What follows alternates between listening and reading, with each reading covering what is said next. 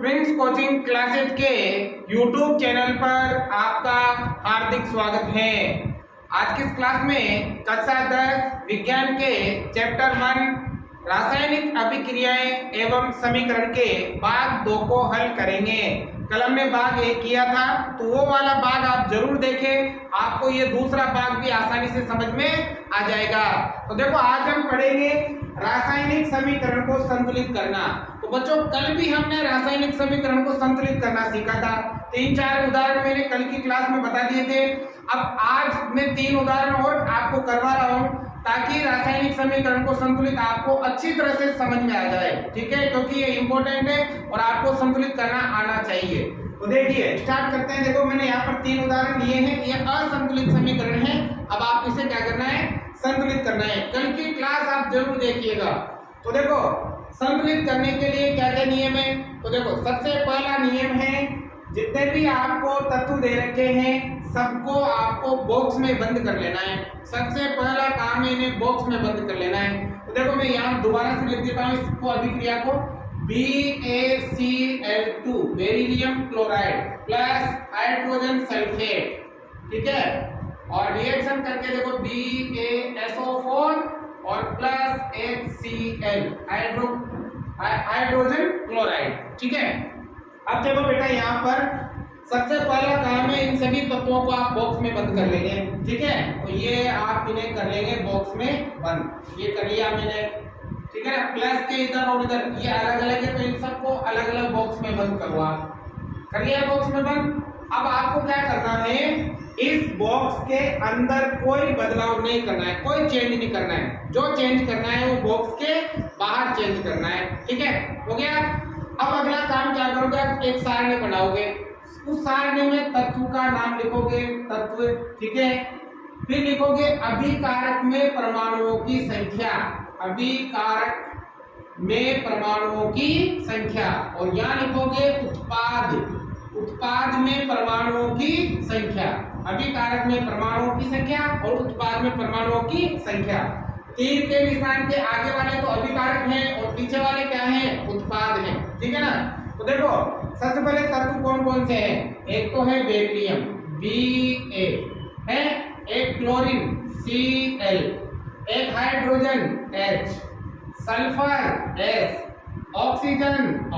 ये तत्व है इसमें। ठीक है ना। देखो, बताया था मैंने, अंग्रेजी का एक अक्षर बड़ा और एक छोटा है, इसका मतलब वो एक ही तत्व है, और अंग्रेजी के दोनों अक्षर बड़े हैं, इसका मतलब वो अलग अलग तत्व हैं। ठीक है ना। अब देखो, अभिकारक में देखते हैं परमाणुओं की संख्या। बेरिलियम कितना है, 1, क्लोरीन कितना है, 2, हाइड्रोजन कितने हैं, 2, सल्फर कितना है, 1, और ऑक्सीजन कितना है, 4। ठीक है। अब इधर देखो, उत्पाद में उधर बेरिलियम कितना है, 1, सल्फर कितना है, 1 ही है ना, तो ये सल्फर 1 है। ऑक्सीजन 4 है, तो ये ऑक्सीजन 4। फिर हाइड्रोजन कितना है, 1, ये हाइड्रोजन 1, और क्लोरीन कितना है, वो भी 1 ही है, तो ये क्लोरीन भी कितना है, 1 ही है। ठीक है। अब इसमें देखो, सबसे पहले बेरिलियम, ये तो संतुलित है, दोनों में 1-1 है, बराबर है, इसका मतलब संतुलित है। यहाँ जब इसमें 2 और इसमें 1 है, ये संतुलित नहीं है, ये भी संतुलित नहीं है। देखो, सल्फर भी आपके संतुलित है और ऑक्सीजन भी संतुलित है, मतलब ये दोनों संतुलित नहीं है। तो इन दोनों को क्या करना है, संतुलित करना है। तो देखो, सबसे नियम तो ये होता है कि जिसमें परमाणुओं की संख्या सबसे अधिक हो, सबसे पहले उसे संतुलित करते हैं। जिस तत्व में परमाणुओं की संख्या सबसे ज्यादा हो ना, उसे संतुलित करते हैं। लेकिन देखो, यहाँ सबसे ज्यादा ऑक्सीजन में है और ये तो संतुलित है। अगर ये संतुलित है तो फिर दूसरे को संतुलित करेंगे। अब देखो, हाइड्रोजन संतुलित कर लो, चाहे क्लोरीन कर लो, कोई सा भी कर लो। तो हाइड्रोजन को कर लेते हैं भाई। अब हाइड्रोजन में इधर 2 है और इधर 1 है, तो इधर इस 1 को किससे गुणा करो, 2 से, तो इधर भी कितने हो जाएंगे, 2 हो जाएंगे। तो हाइड्रोजन को गुणा किया हमने किस तरफ, उत्पाद की तरफ। किससे गुणा किया, 2 से। उधर देखो, हाइड्रोजन यहाँ है, यहाँ है ना हाइड्रोजन यहाँ है, तो इसको हम किससे गुणा करेंगे, 2 से। अब 2 से गुणा कहाँ करोगे, बाहर। 2 से गुणा कहाँ करोगे भाई, बाहर, मतलब यहाँ 2 से गुणा करेंगे। कर दिया 2 से गुणा, तो हाइड्रोजन कितना हो गया, 2 हो गया। अब ये 2 से गुणा क्लोरीन भी हुआ है, साथ ही साथ क्लोरीन भी 2 से, क्लोरीन भी कितने हो गए, क्लोरीन भी 2 हो गए। तो इसका मतलब ये आपकी जो अभिक्रिया है वो क्या हो गई, संतुलित हो गई। कितना आसान है संतुलित करना, ठीक है ना।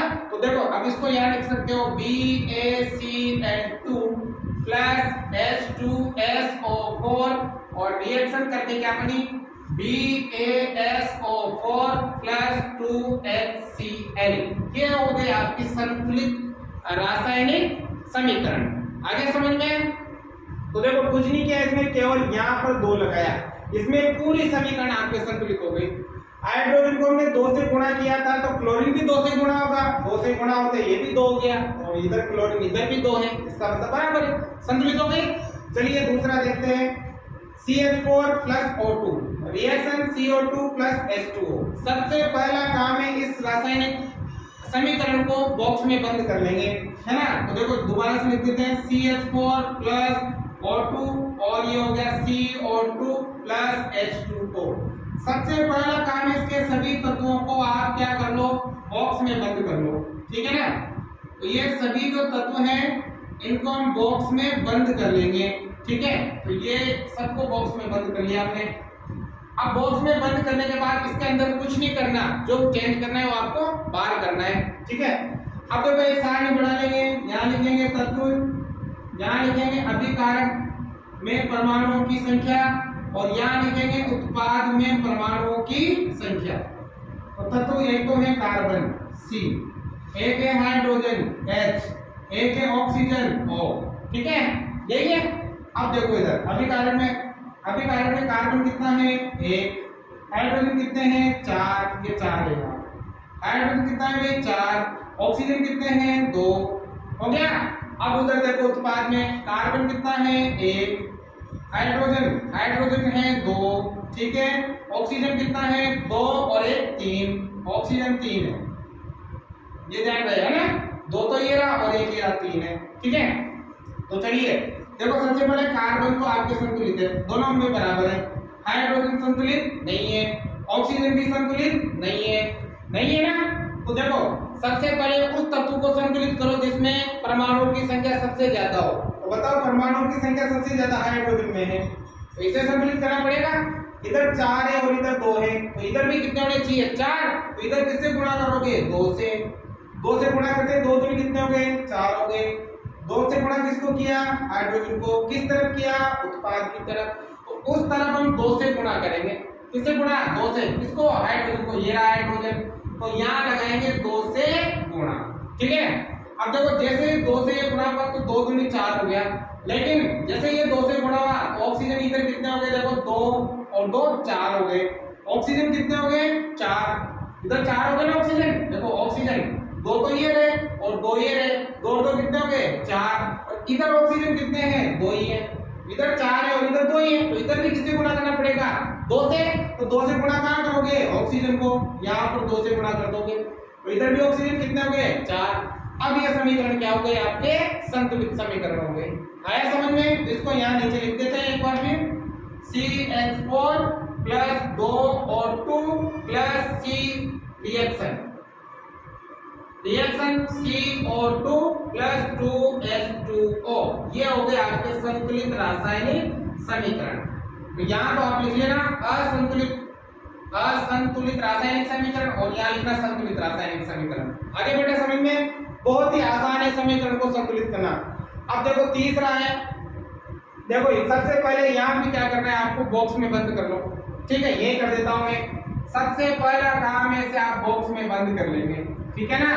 ये असंतुलित जो समीकरण है इसको आप बॉक्स में बंद कर लेंगे, बंद कर लिया।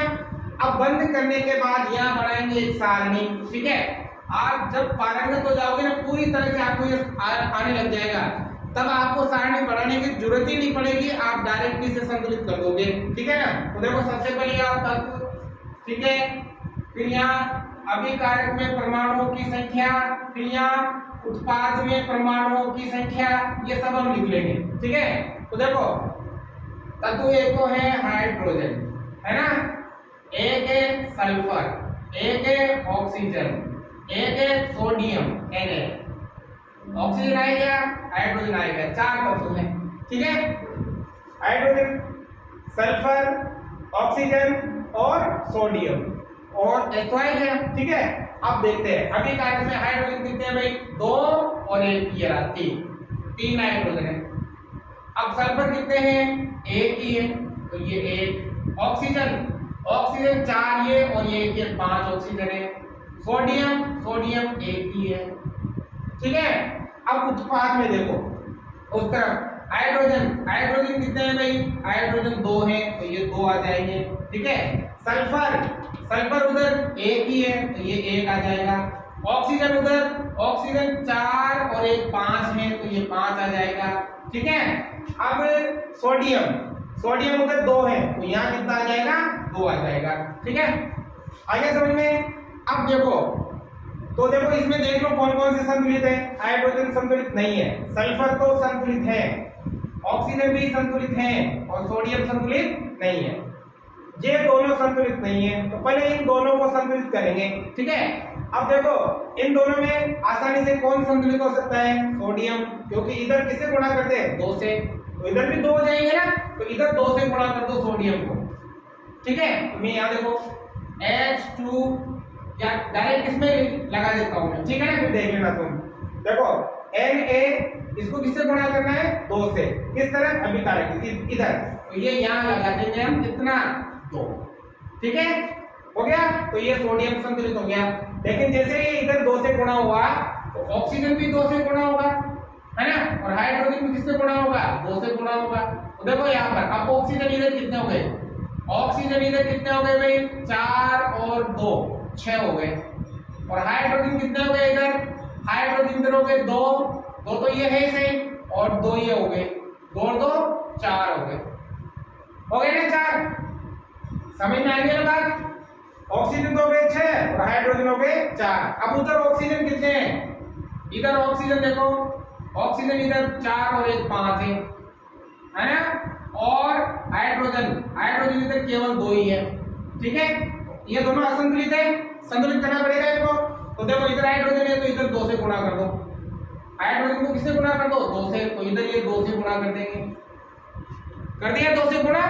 अब जैसे हमने 2 से गुणा किया तो 4 हो गया ना हाइड्रोजन, तो हाइड्रोजन भी संतुलित हो गया।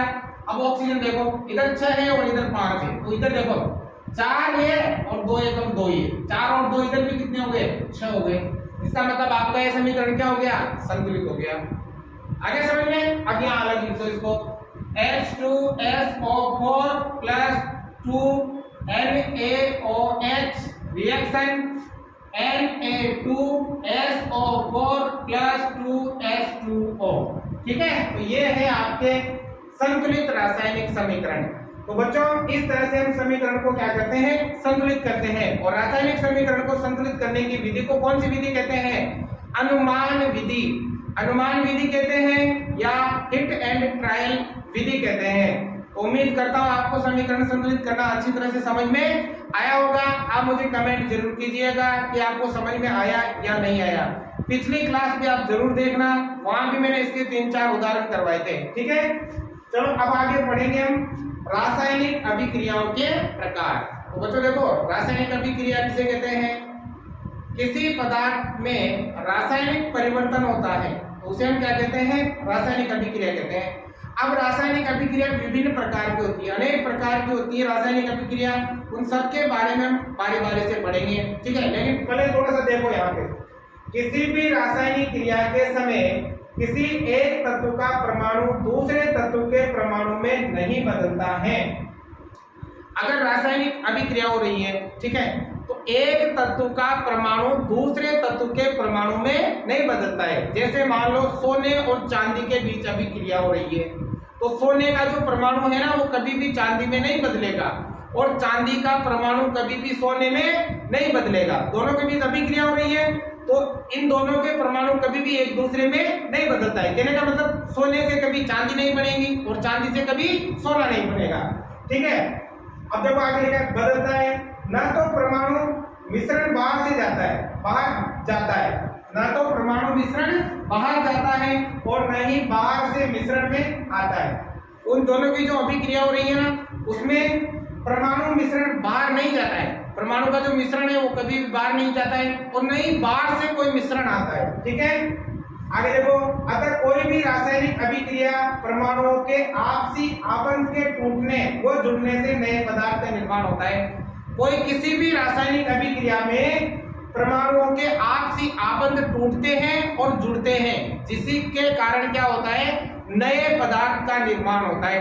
आपसी आबंध टूटते हैं और जुड़ते हैं, जैसे हमने उदाहरण देखा था कि कार्बन प्लस ऑक्सीजन, है ना, तो क्या बना था, CO2 कार्बन डाइऑक्साइड। तो इन दोनों के आबंध जुड़ गए, जिसके कारण ये नया पदार्थ बना। ऐसा नहीं है कि कार्बन ऑक्सीजन में बदल गया या ऑक्सीजन कार्बन में बदल गया, ये होता है रासायनिक अभिक्रिया में, ठीक है ना। तो ये आपको ध्यान रखना है, ठीक है। अब देखो रासायनिक अभिक्रियाओं के कौन कौन क्या क्या नाम होते हैं, किस किस प्रकार की रासायनिक अभिक्रिया होती है वो देखेंगे। सबसे पहली रासायनिक अभिक्रिया है संयोजन या योगात्मक अभिक्रिया। संयोजन अभिक्रिया कहते हैं या योगात्मक अभिक्रिया, दोनों एक ही नाम है, दोनों नाम आपको याद रखने हैं। और बच्चों में इतनी आसान तरीके से ये अभिक्रियाओं की परिभाषा और इनके उदाहरण बताऊंगा, आपको एक बार में ही परिभाषा याद हो जाएगी, ठीक है। दूसरी है वियोजन या अपघटन अभिक्रिया, या तो इसका नाम वियोजन है या इसका नाम अपघटन है, ठीक है। अगली देखो विस्थापन अभिक्रिया, तीसरी अभिक्रिया का नाम क्या है, विस्थापन अभिक्रिया। फिर अगली है द्विविस्थापन अभिक्रिया, द्विविस्थापन अभिक्रिया। और अगली अभिक्रिया है अपचयन या ऑक्सीकरण अभिक्रिया, इसे अपचयन अभिक्रिया भी कहते हैं और ऑक्सीकरण अभिक्रिया भी कहते हैं। अगली है अपचयन अभिक्रिया, अपचयन अभिक्रिया। तो ये अभिक्रियाओं के प्रकार है, इनको आप अच्छी तरह से ध्यान रखें। अब हम सभी अभिक्रियाओं को अलग अलग परिभाषा सहित और उदाहरण सहित समझते हैं, ताकि आपको अच्छी तरह से समझ में आ जाए। अब देखो अभिक्रियाओं के प्रकार को बारी बारी से देखते हैं और अच्छी तरह से आपको समझना है, ये बोर्ड परीक्षा की दृष्टि से महत्वपूर्ण है।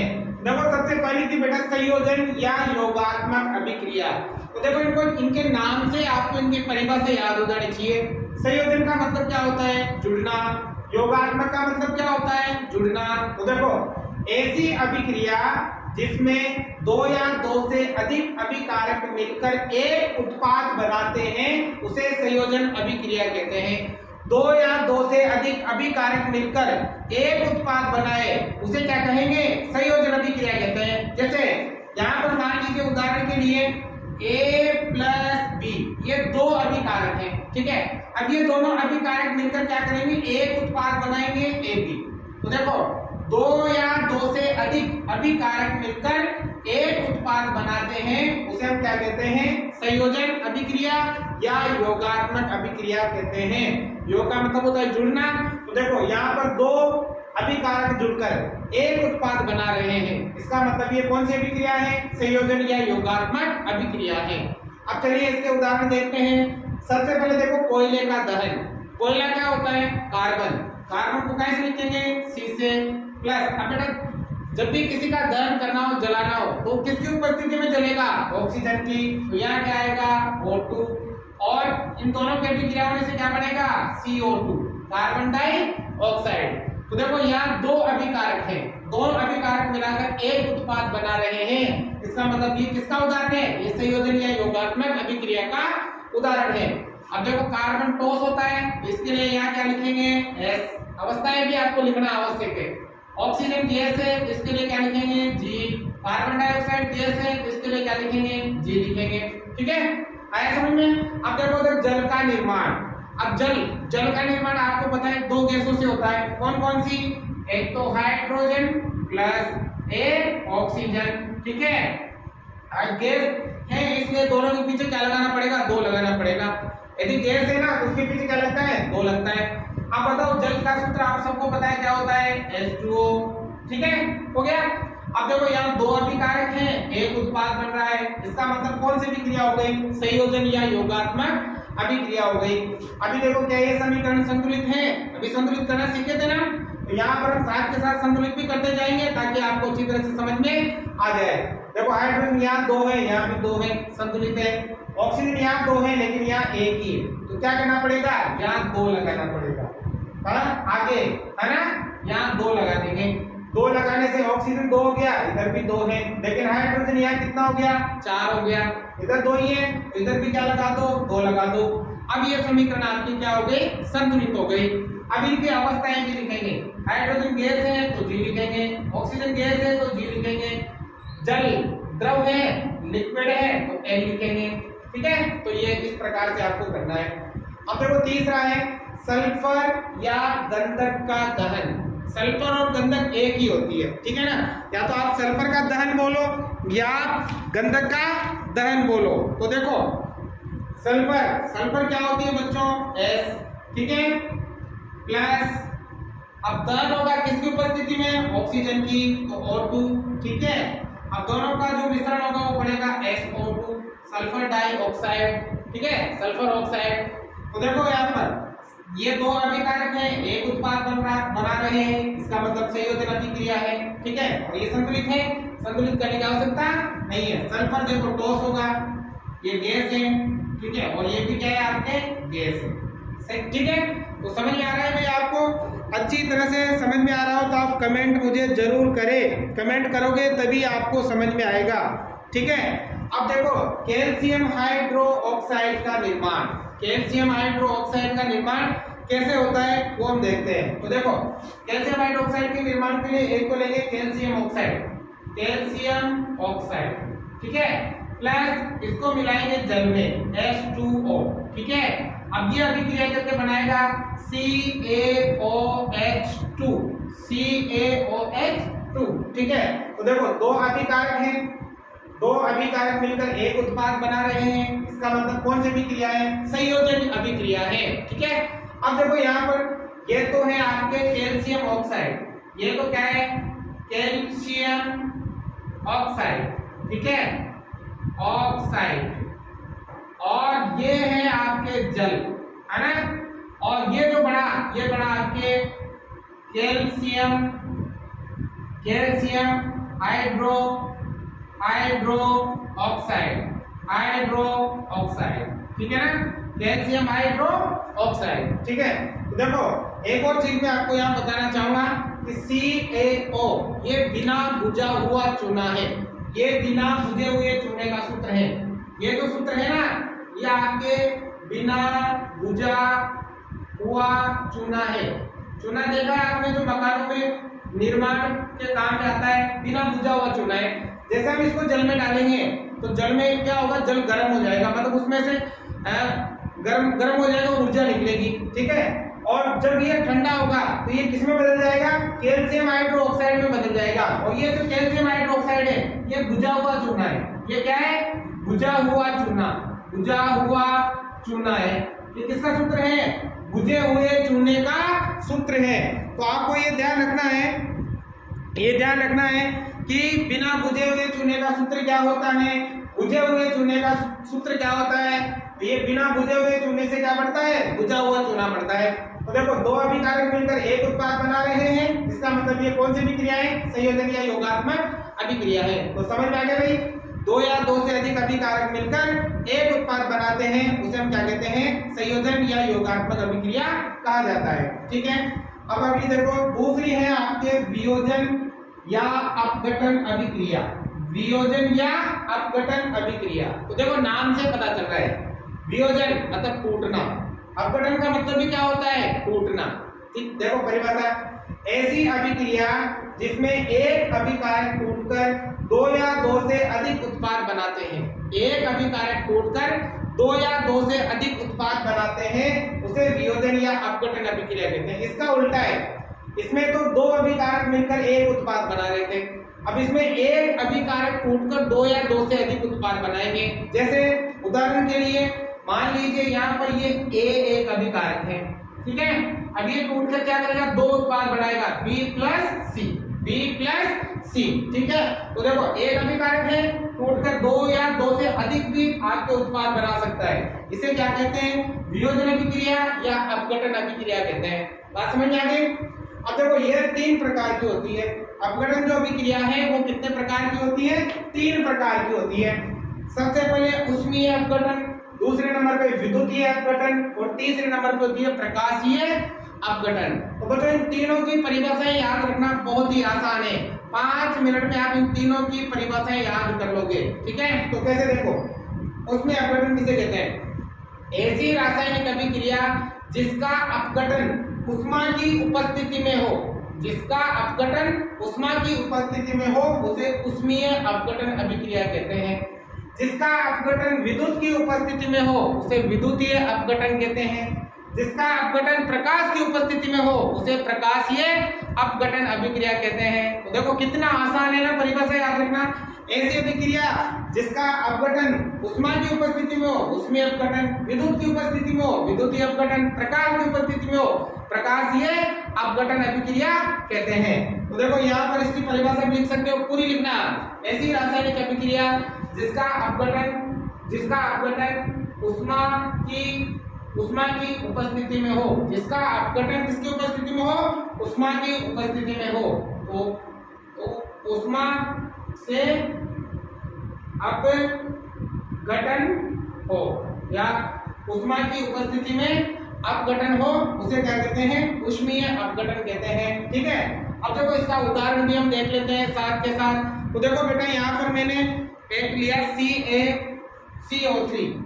CaCO3, ये है कैल्शियम कार्बोनेट। क्या है बेटा, कैल्शियम कार्बोनेट,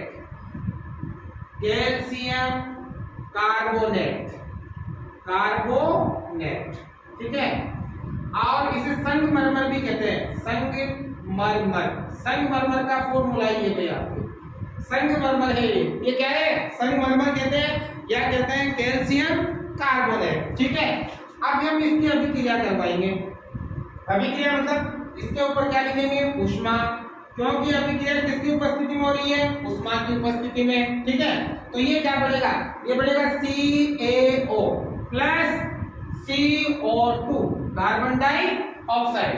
एक तो बढ़ेगा कैल्शियम ऑक्साइड और एक क्या बढ़ेगा, कार्बन डाइऑक्साइड। देखो कैल्शियम ऑक्साइड ये है आपके बिना बुझा हुआ चूना, ठीक है ना, तो इसका नाम है कैल्शियम ऑक्साइड और ये क्या है, बिना बुझा हुआ चूना। और साथ ही क्या निकलेगी, साथ निकलेगी कार्बन डाइऑक्साइड गैस। ठीक है, देखो कैल्शियम कार्बोनेट का हम अभिक्रिया करवाते हैं किसकी उपस्थिति में, उष्मा की उपस्थिति में, तो उसका अपघटन हो जाता है। तो देखो एक अभिकारक था, दो उत्पाद बना रहा है, इसका मतलब कौन सी अभिक्रिया है, अपघटन, और जिसकी उपस्थिति में हो रहा है, उष्मा की उपस्थिति में हो रहा है, इसलिए इसे कहेंगे उष्मीय अपघटन अभिक्रिया।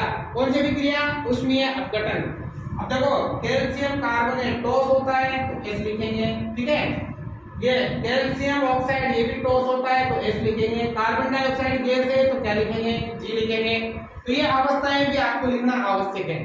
बात समझ में आ रही है भाई। अब अगला देखो विद्युत अपघटन, ऐसी रासायनिक अभिक्रिया जिसका अपघटन विद्युत की उपस्थिति में हो। ठीक है, तो विद्युत में क्या हो, विद्युत की उपस्थिति में